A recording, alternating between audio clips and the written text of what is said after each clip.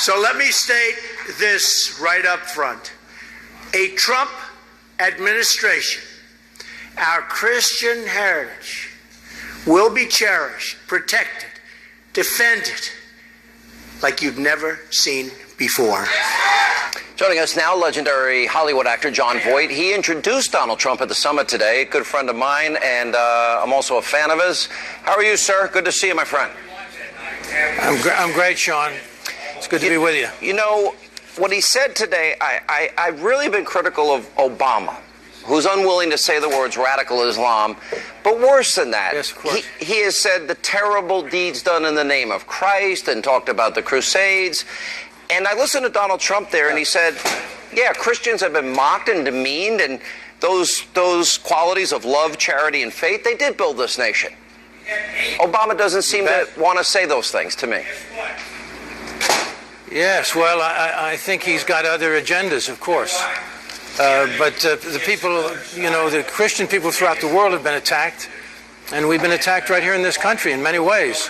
And so the reception for Donald Trump here has been quite extraordinary. You know, and his speech was wonderful. By the way, you know, his speech was wonderful. I wish that people could listen to the whole speech. It was quite an extraordinary speech, and people were standing throughout the entire speech here. Yeah, we actually ran it on Fox earlier today, and I know it's on FoxNews.com. If people haven't seen it, they have an opportunity to see it. You were very outspoken early on, and you said that you believe that Donald Trump would be a very good president. I agree with you. Yes.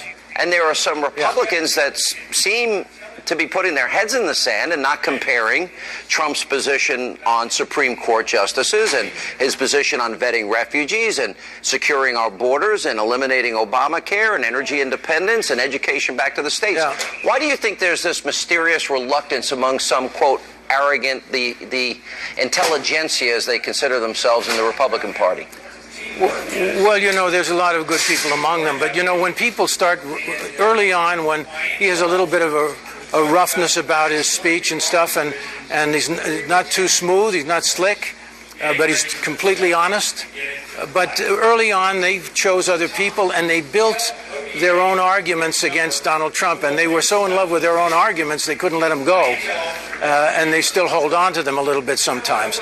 But I think coming toward this election, they're going to realize the stakes, and you repeat them every night to people. You make that list of the important things that they should be thinking about, and I think there's going to be a unity coming on November 8th. Yeah, I hope so. You know, you're one of Hollywood's biggest actors. You're one of my favorite actors, even before I knew you, and you have no fear at all. You've never had any fear expressing your strongly and deeply held political beliefs. Have you paid a price at all for that?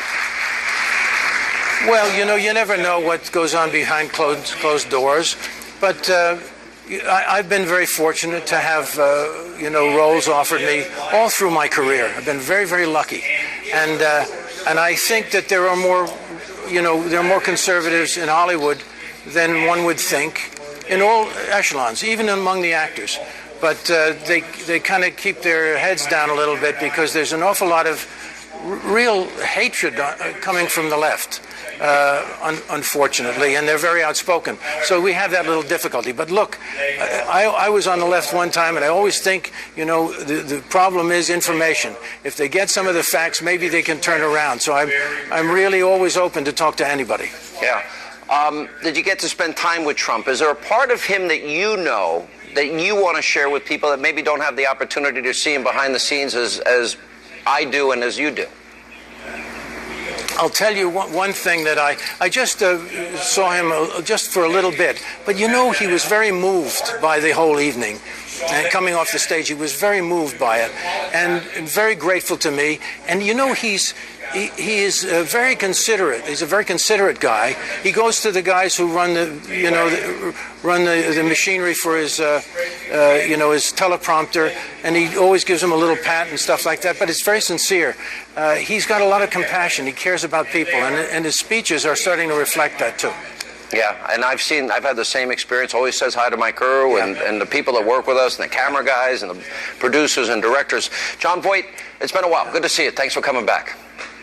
Great, Sean. God bless. God bless. And joining us now with reaction, the president of Liberty University, Jerry Falwell Jr., Fox News contributor, Dr. Robert Jeffress. Dr. Falwell, you said from day one, we're not electing a pastor-in-chief. We are electing a president of the United States, a commander-in-chief. That was a pretty connecting speech for people of faith today as I watched it. One that I think your father would be proud of.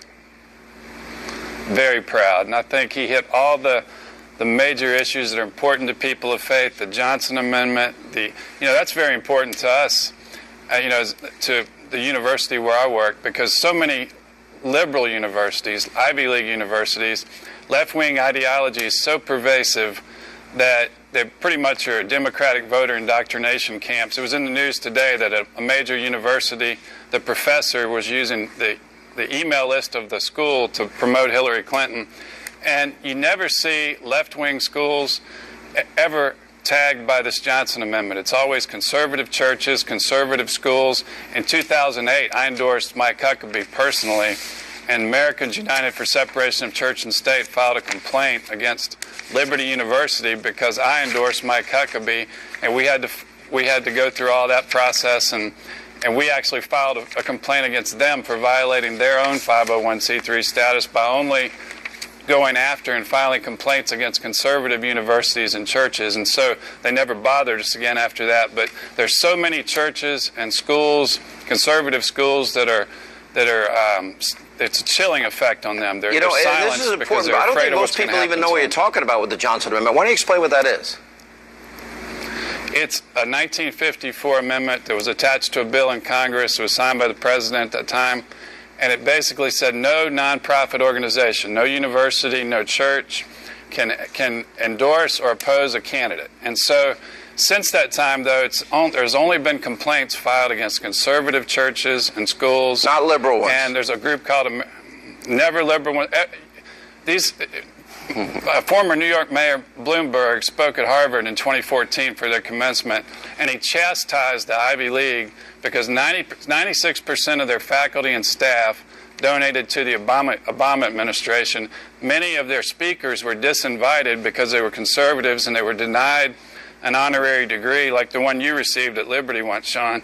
And so it's just very telling that this Johnson Amendment is only used against conservatives. They're the only ones that feel intimidated. And they should have freedom of speech like everybody else, every individual.